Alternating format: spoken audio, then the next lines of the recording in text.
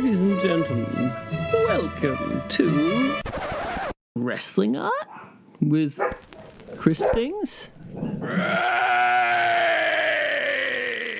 Do the hammerlock. I do the hammerlock.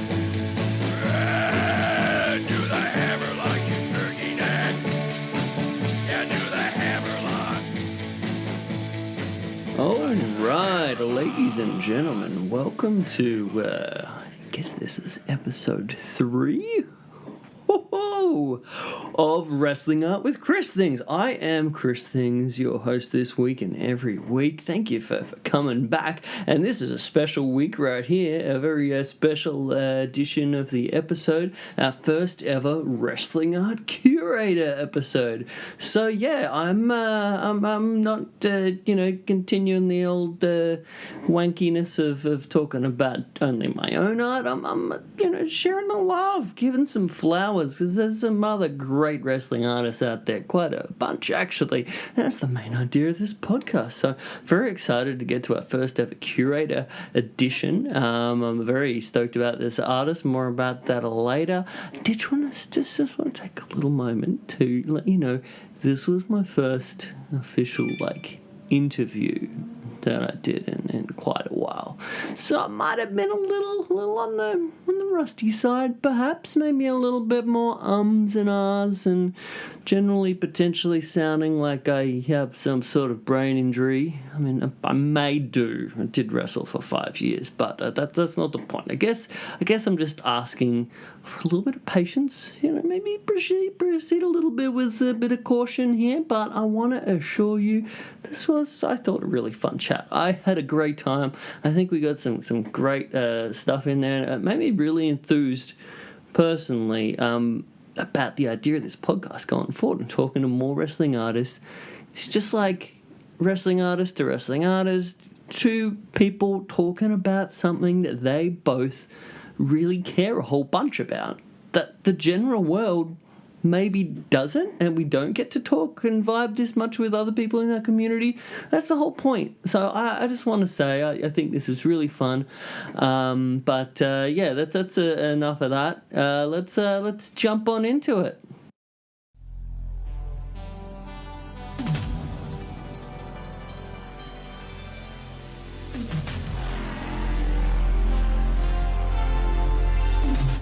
All right, ladies and gentlemen, I am very excited to introduce what actually is our first ever guest on the Wrestling Art Curator podcast.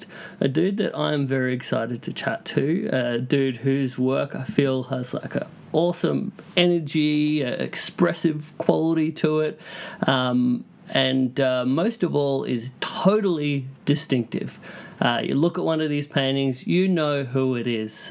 So I'm stoked to introduce our first ever guest, a fellow Aussie, Sam Evans. Welcome to the show, Sam. G'day, Chris. How you going? Hey, I'm good. We just for all the listeners at home, we had a little bit of technical difficulties getting this going, but I think we're going to be okay. Fingers crossed. Yep. So, Sam, I before we get any further, I want to make a point to direct our listeners to your Instagram. So this being primarily our audio medium, I think it could be cool for us to kind of add a bit of a visual side of it. We're probably going to be talking about some of these paintings, so it might be good for our listeners to check out your stuff. So if you open up your little Instagram machines and go to Sam_Evans_art, I think you'll find a whole bunch of really cool stuff. All right, so you do that, and Sam, I like to, with this kind of thing, we're just having a chat about your practice, what wrestling art means to you, all that kind of thing. So, I mean, getting back to the start, how did you get into making art of wrestling? Basically, there was a whole bunch of WWF magazines in a box. And, when you're sort of getting rid of old stuff, but trying not to hoard. And, my wife was encouraging me to throw them out, and I was looking through them. I was like, no, I'm not getting rid of these.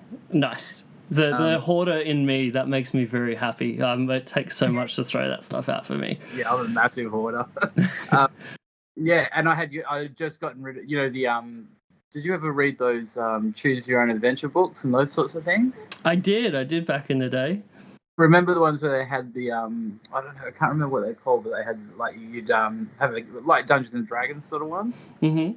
Yeah, I just got rid of all of those as well, so I was a bit sad about that. I was like, nah, I'm not letting these magazines go. So I'm flicking through them, and then I've seen and I just sort of started getting back into my art again and like trying to take it a bit more seriously. Mm-hmm. And yeah, I was I did a painting of like Leonard Cohen and some other stuff, and it was just a bit directionless. And then yeah, I saw the Steamboat Savage pictures in the magazine. I was like, yeah, I'm gonna have a go at painting that one, and yeah, it just took off from there. Awesome. Now, how long ago was this? 2018. Oh, right. So that's relatively recent. That's awesome. Oh yeah. First wrestling painting, 2018. I reckon. I mean, I would have drawn wrestlers when I was a kid and that sort of thing, but yeah, as an actual painting, that was 2018 where it all sort of began. Cool, that's awesome. It's always a funny thing, kind of the falling back into it. I mean, same thing, like getting back into making art. I don't know about you, but there's definitely been periods for myself where there's been quite a while where I haven't done anything, and it becomes a big thing to sort of get back into it. I think that's one of the things with having a muse like wrestling. There's always something to paint. Like when you look back on the era that we're both into, it's like there is always something, you know what I mean? You can never get tired of it. Absolutely, and it's like such a expressive, like rad visual medium, and especially like what you're saying, that sort of era of like that classic 80s period where there's like so much bright color and distinctive outfits and all that rad stuff. Yeah, 100% on that. So you mentioned drawing wrestling as a kid. That interests me because I myself have memories of that, drawing the Rock and Austin and all that kind of stuff, and the Attitude Era, I guess. But what did yours look like? Mine was more a bit like a cartoon sort of thing of like King Kong Bundy and like Hulk Hogan. Awesome. Around the WrestleMania 2 sort of era. Oh, classic. Yeah. Oh, I love that. I can still remember the way I used to draw Bundy. I'd have like a little round shape on the back of his head, like his bald head and that sort of thing. Like, yeah. No, I used to enjoy drawing them as a kid as well, which was fun. But I don't know where they all went. They're all gone. Like the drawings themselves. Yeah. Yeah. I think I'm probably the same. I think those kind of dudes are so much fun to draw. Like those big bulbous shapes, like you're saying with Bundy. I know for myself, like drawing the bigger weird looking dudes is probably my favorite. I mean, do you have like a favorite kind of thing there? Oh yeah, definitely. I mean, yeah, all of them, but like, I don't know. I mean, I struggle with some of them, like Andre the Giant. I feel like I can never get his face right. That is so hard. I'm so happy that you said that. It makes me feel better for myself as an artist a little bit, because I have struggled a bit. What do you think it is about Andre's face?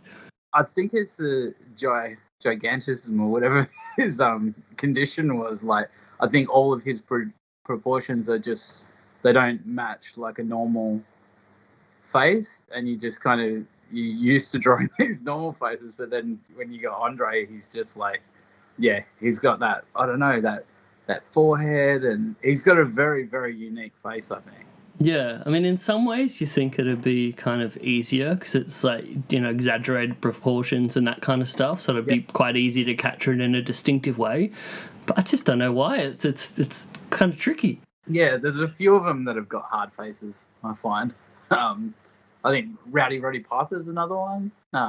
Bobby Heenan, they're hard ones. Yeah. But other ones are a lot easier. They're instantly recognizable. Like you got a Macho Man Savage with your sunnies on and that sort of thing. That's easy, Yeah, for sure. I mean, and so that's something I definitely wanted to talk about today. Like getting back to that instantly recognizable side of it. So yeah. One of the things I think's right about your art is it's obviously like a lot of them are quite expressive and like there's real like ballsy, like ballistic brushstrokes kind of vibe. But that being said, you look at the scene that you've painted, you can instantly recognize, you know, sometimes right down to the specific moment or match and the characters. Like, you just do such a great job of that. Like, was that a process for you? Can you tell me a bit about that? I think it's more developed as I've gone. I mean, when I first started it all, I was sort of really trying with the whole realistic approach and that sort of thing. But now it's more like trying to capture the movement of the moment and the colors and that sort of thing. Yeah.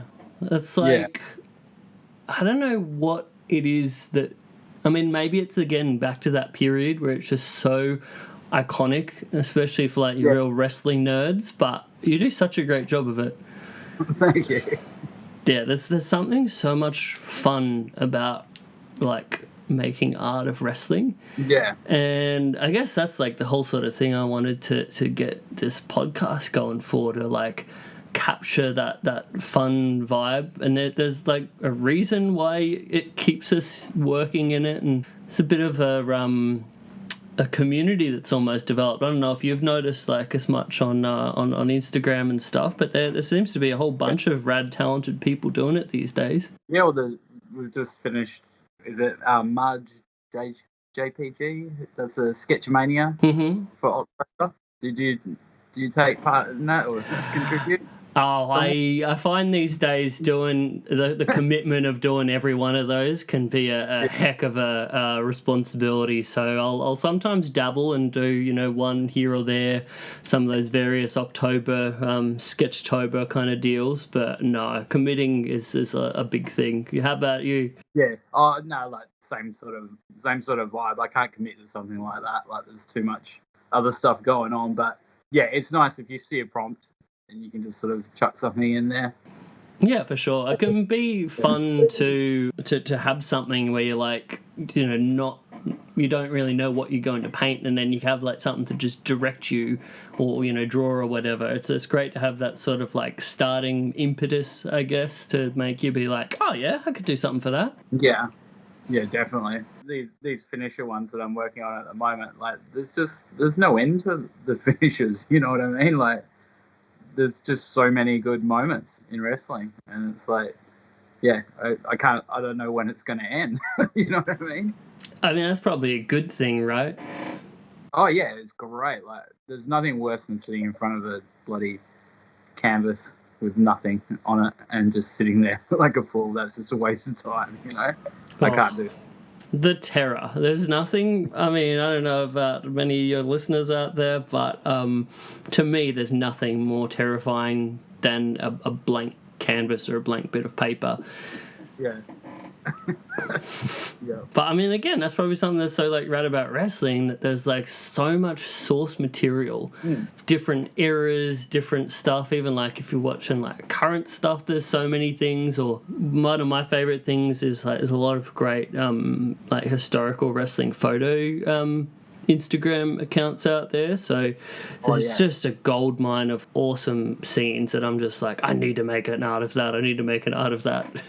Yeah, no, I'm the same. Like the 80s wrestling page and all those, like, yeah, and they just feed you, don't they? So do you have much of like a sort of specific process in place of like gathering source material or planning out, or, you know, having a list of like, oh, I got to do that kind of thing? There is not really that much method to the madness. It's more, I just have I'm just always looking for stuff that I like. You know what I mean? Whether it be wrestling or movies or whatever it is, I'm always just sort of looking for moments where I see it and I just see it and I go, oh, there's a painting. You know what I mean? Like, and it just clicks when I see it. And it's like sometimes quite obscure stuff, but it's still, you know what it is. And it's like, yeah. So yeah, I've always just got a bank, I guess, of things that I want to paint. Like, it's kind of endless. Yeah. That's funny to hear because I'm the same. I've basically just got a sort of organized chaos, like I often screenshot stuff, so I've just go through my camera roll and it's all on there, you know. Yeah, that's the process. Like when I sit down and it's like I'll be priming my canvases and that sort of thing, and then it's like how many going through screenshots of different moments and all these different things, and it's like just whichever one sort of sings to you that day. It's like, okay, this is what we're doing. Yeah. I mean, at least for me, my ADD brain that sort of works well with that. I think all of us artists are a bit that way with the old ADHD or whatever it is. I haven't been diagnosed or anything, but I'm sure they'll diagnose me if I wanted it. I was gonna say it's like a weird, almost like a connection point where it's like amongst wrestling fans and amongst art people. Like you get a lot of the ADD, ADHD, and almost like because of the two, it like creates this ultimate massive meeting point. Yeah, definitely. So weird. So like getting back to the start, in terms of like your art journey, you know, outside of wrestling, like how did that start, and like what was sort of the beginnings of your practice? Well, just always being a strange little kid who draws a lot, I guess. You know, and then I went through a stage where I used to paint a lot, but it was just more just whatever's in my brain and that sort of thing. It was more for my own, like, I don't know, therapeutic art, I guess you'd call it. Mm-hmm. Nothing really came of that. I mean, I don't even think the work was really that good. And then I had a long break from the art, maybe 10 years. Oh wow. Yeah, when my kids were born, I had a break because I just, kind of wanted to be there for their young years and that sort of thing. That makes sense. Yeah, and then now they're a bit older. It's like, oh, well, I've got some time to go and do that stuff again. And that's where I sort of started taking it a bit more seriously. Now, taking it seriously, like, I mean, you're doing some rad stuff at the moment, man. I'm, like, so stoked to see it. So when did the momentum start, I guess? Because, I mean, you put out an excellent amount of work. Like, your output is pretty nuts. So, I mean, was that part of it? Were you always like that, or was it always so frequent? No. When I used to make art, it was more I'd be sitting and plodding away on a piece and that sort of thing. But, no, it's a lot more... I don't know if it's prolific or whatever you want to call it, but I think it's just that never ending, just not having that blank canvas moment, which I just don't have. I mean, I've got like, I don't know, 4 paintings lined up in front of me that I want to get to, but I can't get to them, and other paintings that, you know, I've started and stopped and that sort of thing. So it's like... Right. So let me ask you, how many do you generally have on the go at any single time? Usually around 5. But, yeah, just however many I'm sort of working on. But generally I'll do one piece and then finish it, and then move on to the next on the smaller canvases sort of thing. Oh, yeah. Yeah. But the bigger ones are a different sort of process. It can be such a tricky thing for me at least, having a painting going on for a long period of time. For me, it can lend to sort of sometimes overthinking and that kind of thing. Do you find similar? Yeah, definitely. And overworking, and and ruining it and hating it, and then just drawing it. Going, nah, fuck that, I'm done. Especially, I find commissions like taunting for some reason. They just, I don't know, something about it, that pressure. Mm-hmm. So, now, when you say taunting, in what way? Just that pressure to perform sort of thing that you've got to. I hate when someone, I shouldn't say that, but when someone orders a painting and then you've got to send them through the picture and it's like, and you're just waiting for their response. It's like, and you're wondering if they're going to say, oh, I fucking hate it. You know? Oh, but it's the scariest moment, right? When you're like, oh, do they like it? yeah, but they obviously they like your shit because they like your shit. You know what I mean? Yeah. But some people, I don't know, they like want this thing that you probably can never create for them anyway. So it's like, yeah, it's tough. But I try to not do a lot of commissions. I try to just sort of put out my own stuff, and that's it. You know what I mean? But I do take them, but I just say, look, I do payment on completion. If you don't like it, don't pay for it, don't buy it. Like that's the way I approach it, and that way I can do it like it's any other painting, and then once it's done, that's it. You know what I mean? Yeah, that's a cool way to approach it. Actually, it'd probably take a. Actually, I don't know. I'm trying to think. Would it take away the pressure or make the pressure worse in some ways? It definitely does, because then it's like, well, if they don't like it, and if it's something, if they've commissioned something that's, you know, realistically someone else will buy it down the track, then it's like, that's cool. But if something really specific, then it's a little bit different. Which, yeah, I try not to do that sort of stuff. Yeah, you can generally tell pretty early on with commissions, like how it's going to go based off of the almost like the first few interactions sometimes. Yeah, and the messages you get, and yeah, all that sort of thing. Like, yeah. Art customers are pretty strange, but they're good. Yeah, I love it. For sure. I mean, I just value my commission customers like so much. I feel like I'm generally quite lucky in terms of it's exactly what you're saying. You know, people want your style, and they don't want you to do something that's not like that. So I think most of the time it's always quite a fun thing. Yeah, well, your work's completely unique. You know what I mean? Like anyone who orders, they know what they're going to get. You know what I mean? Like, oh, thank you. It's a weird world. I mean, what you were saying about the getting to just do the pieces that you do, and then people buying them. That's the dream, right? To just be able to do that for the most part. 100%. Quit work, do that full time. That's the dream. Yeah, it's definitely a process though, and working up to the stage of sort of being able to do that, as a whether it's a side hustle or working towards it being a main thing.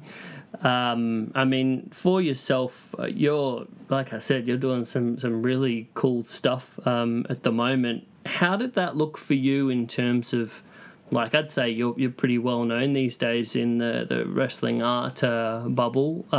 What was there any like secrets to success to kind of get it to where you are right now? Yeah, lots. I mean, that you're willing to share. Send your paintings to famous people. Just do that. Don't charge them. Just send them. That's what I'd say. Like, yeah, when you're at the start, you know what I mean? Because when famous people share your shit, lots of other eyes get on your shit, and then they buy your shit. That's how it works. Absolutely. You know what I mean? And it's like you got to just take that little element of pride away, because you're not the top dog yet. You're just still that guy. I'm still just this guy in a garage fucking painting wrestling all the time, And if someone super fucking massive wants to, I don't give like a lot of shit away for free or anything like that anymore.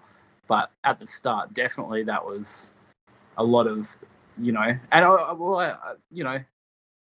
and just, send people art where it's going to be seen.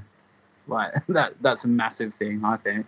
Yeah, I mean, I guess it can be tricky sometimes with those kind of things. Like it's not like you can give something away and know for a fact that it's going to be, shared in this way or that way. It's always a little bit of a gamble, but it's definitely worthwhile gamble, I'd say. Definitely. Yeah, that sort of thing. I don't know. When I was at the start of the wrestling art thing, it was the whole all those wrestling art pages, like I'd send them my art, that sort of stuff, and that then you get like, because they would want you to pay for promotion. Mm-hmm. Like the big pages with like hundreds and thousands of followers. I don't know if they're bots or real people, but those pages, like, yeah, they would want money, but I'd just say I'd send you a painting instead, and yeah, that worked out quite well. That would have brought in a shit ton of followers in the early days. You know what I mean? That's awesome. Yeah, it's a good strategy for the beginning, I guess. Yeah, for sure. I mean, and it's, to me, it's always been sort of even outside of the financial side of it, there's always sort of an inherent compliment that someone would want to have your art in their house, you know, full stop, that they want to be around it like all the time. I always thought that's really cool. Yeah, no, I agree with that 100%. Sometimes you just sit there and I just think about all these paintings that are all over the world on walls, you know what I mean? And it's like, yeah, and that's only in five or so years. It's crazy. It's so good.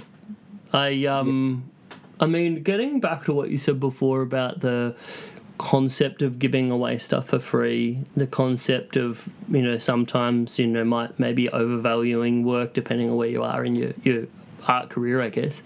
But it brings up an interesting thing to me of like, so there's a weird difference point between, I guess, like a wrestling artist who are wanting to make something work in a professional sense, and fan artists who, you know, don't have any intention of you know, making money or making a full-time income or part-time income out of something, and then potentially the murky in between of those two things. I mean, do you have any thoughts on that? Yeah, I used to have it in my bio that blurring the line between fan art and fine art. And yeah, I think what we do is fine art. You know what I mean? Like, and it, like, down the track, people will look back and recognize this stuff. I think it just takes people a little while to catch on, especially the art world. I love that so much. Especially the Australian art world. You know what I mean? Oh yeah, let me tell you, the amount of people, the chats that I've had over the years of like, oh, what kind of art do you do? It's like, oh, it's mostly sweaty, bulbous, bleeding wrestlers for the most part. Yep, exactly. Yeah, but I love that, the idea that maybe the world's just catching up. Yeah, I mean, maybe it'll be an idiocracy or whatever, but I still think it'll be great. Like, once they got galleries full of wrestling art, you know, we're getting 10K a piece. Bring it on. Yeah. Oh man, please sign me up. So, I mean, in a way, it's almost like kind of like the trajectory of pop art as well, and because I mean, wrestling in a sense, it's just pop culture, really. But then, yeah, I find the sort of lowbrow, highbrow mix part of it super interesting too. Yeah. So, do you have any thoughts on, I guess, wrestling art or wrestling merch design? Obviously, there's a lot of people in that world that are willing to, you know, do stuff for free. Or most indie wrestlers, for example, don't have a tremendous amount of money to be paying for that kind of stuff. I mean, what are your kind of thoughts on merch design in that sense? At the start, I used to be massive on it, and I really wanted to be a part of that whole thing, and like be designing T-shirts and doing posters and all that sort of thing. Mm-hmm. But I've moved away from that dream completely. Like, I just not really interested at all. Like, the whole, you know, doing a official poster for WWE, like, it just doesn't, like, I would be happy, you know what I mean, if they paid me for some of my art or whatever, if they wanted something. But on the same token, it's just a boardroom full of guys, isn't it? You know what I mean, in suits or something. They're just dudes. Who fucking, that's what the future of WWE is, and I've paid WWF anyway. You know what I mean? And like the whole intellectual property, it's like, fuck off. Like, nah. Like, nah. I don't. Like, I've been doing this stuff so long. The people who are there in those positions, they know I exist, I guess, and I would have had a call by now. You know what I mean? Right. So, yeah, I don't expect that call. So, yeah, I'm happy taking my art in the direction that it's going, which I think is a better direction than being a t-shirt designer or like I love the work that people do, the illustrators and all that who do the stuff, a lot of the stuff for WWE. I do think there is a lot of good work out there, but on the same token, yeah, it's not my direction at all. Yeah, that's very fair. I think it's a bit of a divisive world. We explore a very different side of wrestling at the same time as well. You know what I mean? Like, I don't know, like, yeah, like all the shoot stories, all the old school stuff, like they don't want that stuff. You know what I mean? Yeah. The weird, like, sometimes not the clean pastel happy kids version of wrestling that they like to present.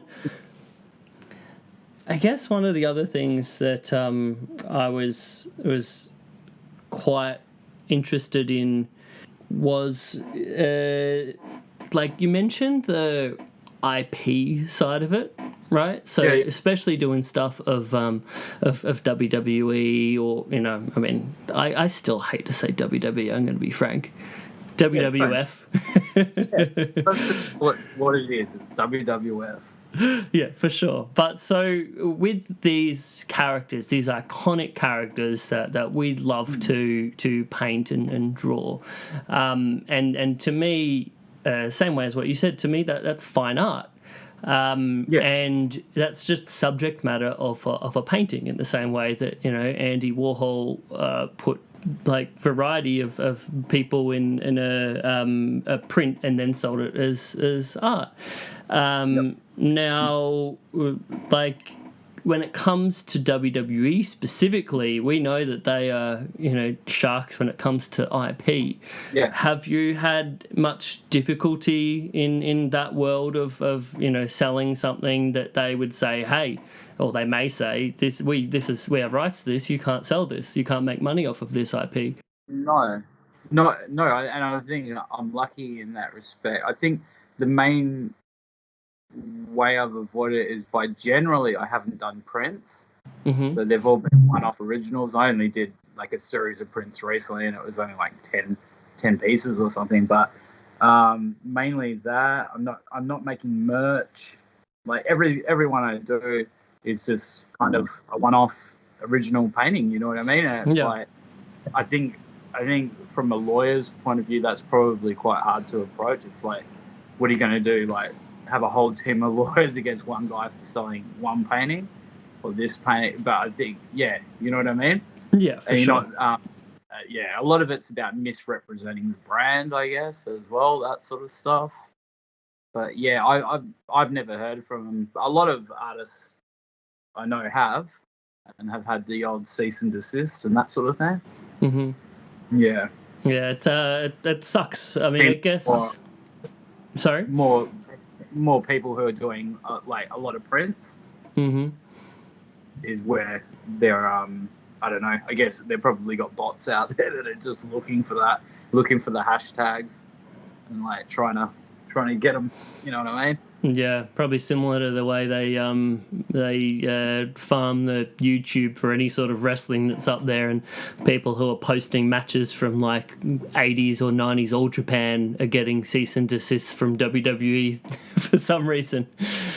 Yeah, exactly. And some of these accounts are really good because they got really good stuff on them, and then the next minute they're just gone because they can't do it anymore. They get shut down.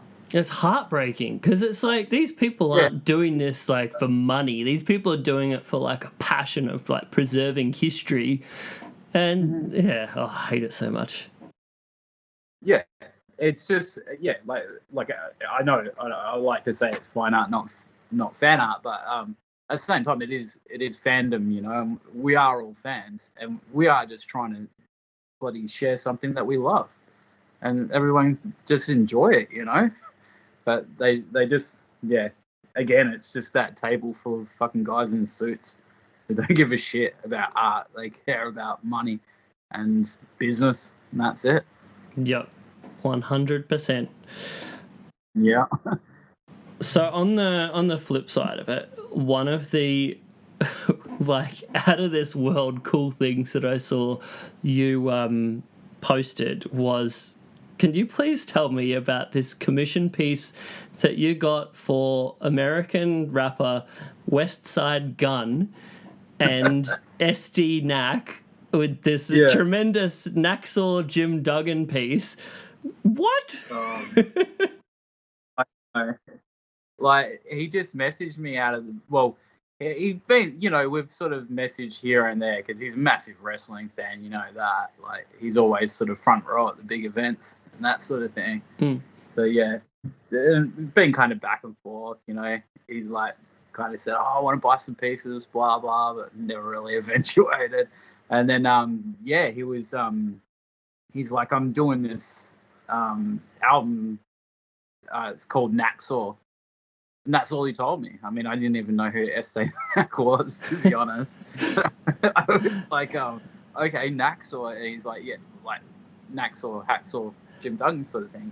Can you do a Jim Duggan painting like the way you do, but like the where you can't really sort of tell who they are? So I don't know, maybe he's trying to get around the IP stuff as well, because I know. Right. I don't know if you know his albums and that, like all the early stuff was like he would use samples of like wrestlers and all that sort of stuff and the covers and all that. Like, cool. Pictures of them. And yeah, well, no, not cool, because WWE came after him and a lot of his back catalogue, all of that shit's removed. So the songs where there's meant to be like wrestling samples and all that sort of shit, and it's just not in there anymore. And it's like, they fucked his music up a little bit there, I think, and it's just not cool. Not That's cool. Fucking so with the back shit. catalogue.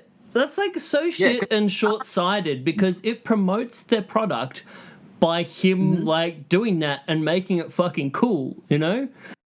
Exactly. That's what I like. When I messaged him once, I said they should just do a fucking like a rap wrestling connection, like in the 80s when they had the rock and wrestling connection. Have him fucking in there somehow, you know? Like, I don't know. Like, just it doesn't make sense the way that they treat artists. Like, they have no fucking idea. Those guys in suits again.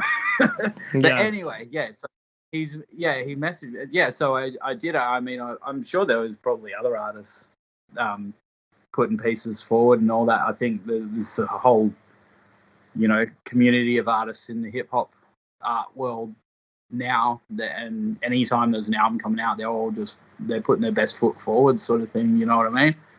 But he liked it. I sent him the piece, and he's like, "Yeah, I'm fucking with that."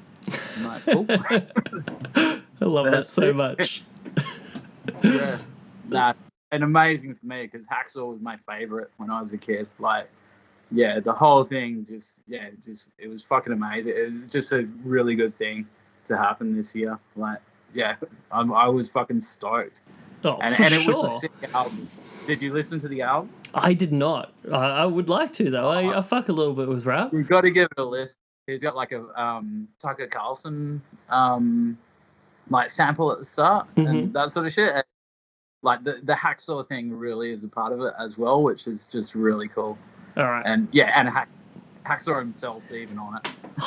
Okay, I am sold. I am definitely checking this out. It's funny you say like being a fan of Hacksaw. My first official memory of watching wrestling as a kid, I don't know, like WWF Superstars must have been on one of the network channels back in the day, and I distinctly remember a match between a gigantic sumo wrestler and some strange American wrestler who had a piece of wood that he was hitting him with. So obviously Hacksaw and Yokozuna from back in the day. But I discovered this and I was just like, what is this amazing world? I want more. Yep, exactly. So good. And yeah, Duggan's, then as I've grown up a bit more, I've just absolutely love all of Duggan's stuff in Mid-South as well. So rad. Yeah, he's just a legend, absolute legend. I'm glad he's still around. For sure. So great. Well, I have been stoked with this chat, dude. Thank you so much. Yeah, no worries. It was good talking to you. Yeah, likewise. I'm really having fun with this, like, wrestling artist to wrestling artist thing. This is exactly what I was hoping for. I'm loving it. Yeah. How many do you think you'll do? I am sort of just keeping it as, like, an indefinite kind of thing. We'll see how we go. Like, I'm kind of doing the interchanging them. So every fortnight, I'm kind of looking to have a new wrestling Art Curator episode up, and then interchanging them with the kind of mini episodes where we talk more about my my match of the week. That'll be with sort of like a rotating cast of whoever I can wrangle on to do this thing. But yeah, we'll just see how we go with it. It's fun. Yeah. Do you have other favorite wrestling artists? Like, if there was a in the old days they had the PWI, Pro Wrestling Illustrated, like top 10 wrestlers. You got a top 10? Ooh, put me on the spot. But yeah, I love this. One of my favorites that I've been following for quite a while is a dude called Jackson Zorn. I'm not sure if you're familiar with Jedi Jack Yeti. Oh yeah, no Jedi Jack Yeti. Yep, he's a legend. Yeah, he a rad artist out of Texas. Back a million years ago when we did the Grown Men Watch This Shit podcast, we had him on and just had a great chat. And he's just one of those dudes that you sort of like stay in contact with and have a message here or there every now and then. And he's always doing really, really cool stuff. So yeah, definitely love him. His early work, remember that Andre piece he did? Oh yes, so iconic. Its head was like split in half. That sort of thing just really inspired a lot of me taking things in a different direction. It was probably him, and I'm not sure if you know of Hulk Hogan. Oh, I do indeed. Big fan of Hulk Hogan. If you're a fan of that, maybe keep your eyes on the podcast for the future. Yeah, definitely. Those guys sort of inspired a lot of me taking stuff in a different direction from that kind of boring realism to, I don't know, even like mixing like Renaissance art with wrestling, that sort of thing. Like, so interesting. There's like just so much creativity that you can do with it, you know. It's sort of like a base medium, and you don't. That's a big thing for myself as well, you know, like that discovery point where you're like, I don't just have to, you know, re-illustrate this match or whatever. I can do all sorts of stuff. There's like no limit to what you can do. Yeah, no, definitely. Like even now like I'm doing these finishers series, but I'll just change their costumes to costumes that I preferred and that sort of thing. You know what I mean? Like, yeah, it's good.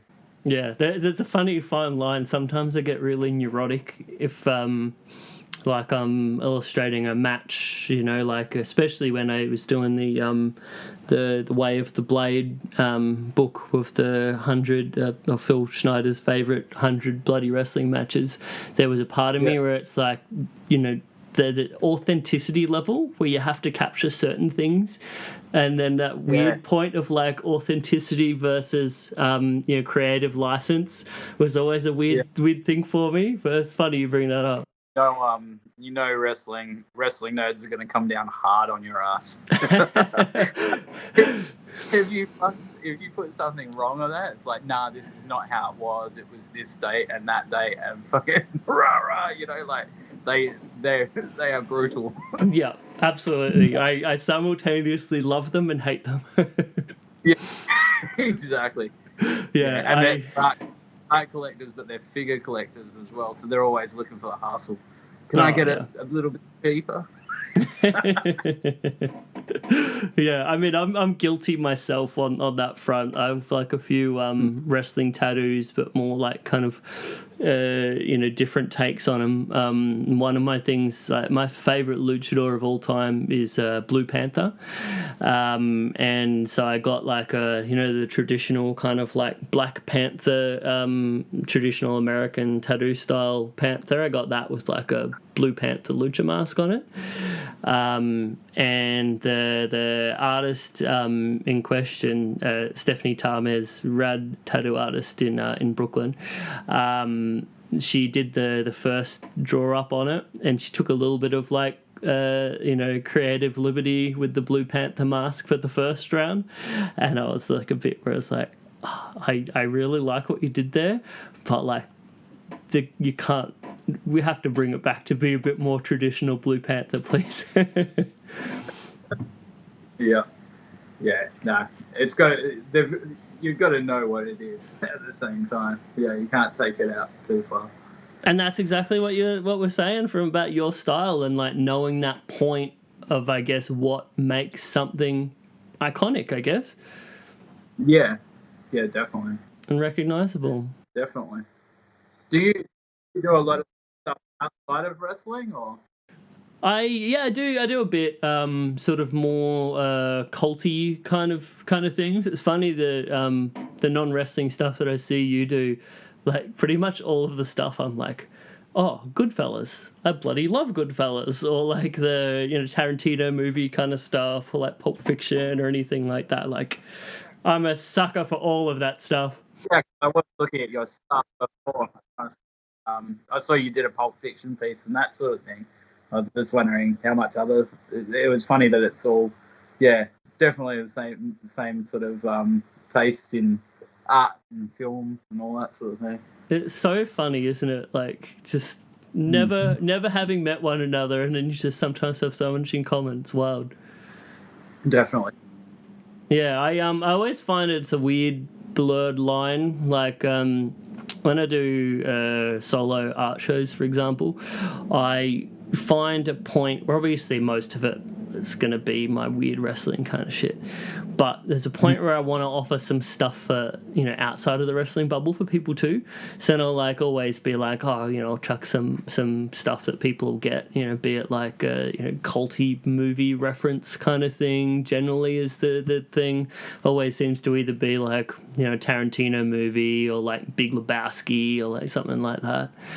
But yeah, at some point I'll probably have to do like a full-on Big Lebowski show. That'd be rad. But yeah, it's always a fine line. How do you kind of like balance it out? Well, yeah, I gotta keep the wrestling stuff coming. You know what I mean? Like your audience. At the same time, it's like, I love doing Goodfellas paintings. Like, I just think it's just such a classic movie, and same with Pulp Fiction and that sort of thing. Even Reservoir Dogs, like, I want to do more of that as well. Scarface and all that sort of thing, like all the classics. Man, preaching to the choir. I love all of the things that you just said. Well, before we close it out, have you seen speaking of Scorsese movies, the Killers of the Flower Moon yet? No, I haven't. Oh, well, would recommend. I absolutely adored it. So please, when you see it, please swing me a message and let me know your thoughts. Yeah, because I saw a friend the other day who I thought had good taste, and he said he'd seen it, and he said just wait for DVD or something. I was like, oh wow, easy. But I half watched The Irishman and I didn't enjoy it, so I don't know if that gauges anything. But yeah, I didn't finish The Irishman. I found it too long and just lost interest. Have you seen The Irishman? I have. I'm like a Scorsese nerd to the point where I was in Japan when it came out, and I was like, I have to see all the Scorsese movies in the cinema. So I like had to go to this like film festival screening of it and had to pay like absurd money to see it like from secondary market like tickets. I loved it, but I could definitely understand it's a bit of a slow burn kind of one. And and depending on how much you like sort of like long movies where it's like kind of, you know, takes a while to get stuff going, I could understand people not being their cup of tea for sure.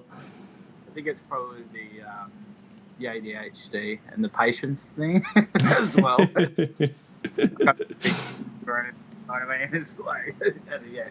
I even find it hard to watch movies these days. Like, especially when you're making art, you get so much more from making art than you do from watching art, I guess, if you know what I mean. Yeah, for sure. I mean, I don't know. For me, I have a weird thing with my ADD where when I watch a movie, especially like a long movie, it can be like a really slow kind of one, but if I've like committed to it in my head, that is the only thing in the world for me while it's going. So I have like this level of hyper focus that's just on this movie, and I can't have any distractions, have to watch it in one sitting. I'm such a weirdo when it comes to that stuff. Awesome. Yeah, well, thank you so much for coming on the show, man. I just wanted to what do you want to plug? Nah, nothing. Go to my store, buy my paintings, check out my Instagram. I don't know, or don't. That's what I say. Like, if you like it, buy it. If you don't. Like, I don't know. Yeah, I think that's I'm great. I'm no salesman. That's all. Well, that is funny to hear, because like looking at your shit and how well it's doing, I would assume that you're just like a mad hustler and like salesman. But yeah, I do all right. Nice, man. Well, thanks again. Really appreciate you having you on. And yeah, maybe we'll chat again for a part 2 down the road somewhere. Yeah, definitely. Happy to talk anytime. Pleasure meeting you. Awesome. You too, dude. All right. Take it easy. Thank you so much. Awesome, Chris. Thank you.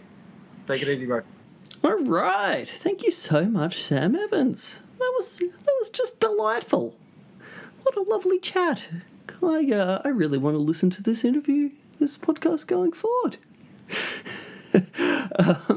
But no, thank you so much to all of your listeners out there for sticking it out, listening to that chat. You get what I mean? It was a fun time. I think we got to some really good stuff. Especially like some of those tips on getting your art out there as that sort of like growing level of being a wrestling artist or artist in general, I guess. But yeah, I thought that was really good. Rad dude, Sam Evans, and it's just so weird that we have so much in common. Definitely have to have him back on the show in the future. But yeah, everyone, make sure you check him out, give him a follow, perhaps even buy some of his rad art. I love it. I also obviously want to thank the team at Social Suplex, keeping the lights on here, giving us the opportunity to do this extremely niche podcast about wrestling art. But you can check out socialsuplex.com. We've got a variety of other rad wrestling podcasts, like One Nation Radio, New Japan podcast, Keeping It Strong Style. Even got a All Elite Wrestling podcast. Great stuff over there. You can check out more of my stuff. Unlike Sam, I will definitely do some plug skis here.